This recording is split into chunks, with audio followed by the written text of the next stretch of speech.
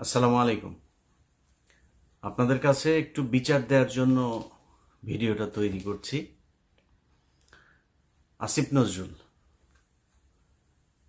বিডিআরের যেই সদস্যদের আপনার বিচার চলছিল শেখ হাসিনার সময়ে,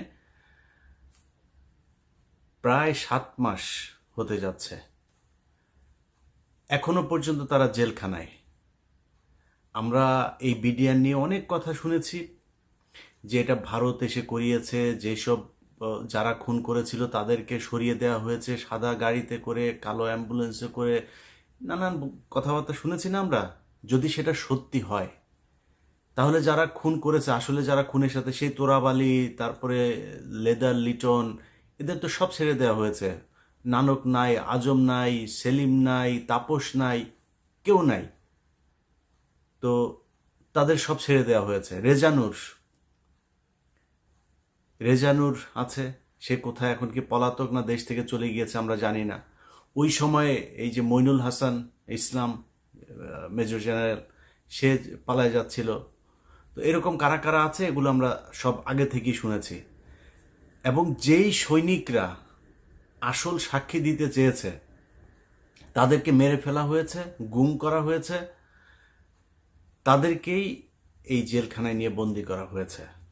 যারা খুন করতে চেয়েছে, যারা খুনের সাথে জড়িত ছিল, তাদের তো সরকার বহু আগেই ভারত পাঠিয়েছে, মেরে ফেলেছে, পালিয়ে যেতে সুযোগ দিয়েছে। নানান এই ইতিহাস আমরা গত 15 বছর ধরেই শুনছি, এগুলো তো জানা, এটা নতুন করে উদ্ঘাটন করার কিছু তো নাই। আসিফ নজরুল 7 মাসে এখন পর্যন্ত এই বিডিআরের যে নিরীহ জওয়ানগুলো, যারা সব সত্য কথা, সত্য সাক্ষী দিয়েছিল, তাদেরকে আসামি বানিয়ে শেখ হাসিনা জেলখানায় রেখেছে। তাদেরকে এখনো আসিফ নজরুল জেলখানায় রাখলো।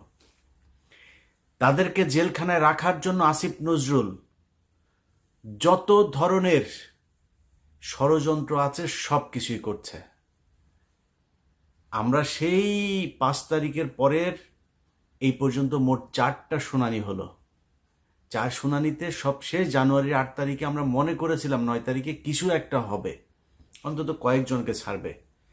দেখেন আসিফ নজরুল এই মানে ইন্ডিয়ান রয়ের এই সদস্য কত বড় খারাপ, কত অসভ্য।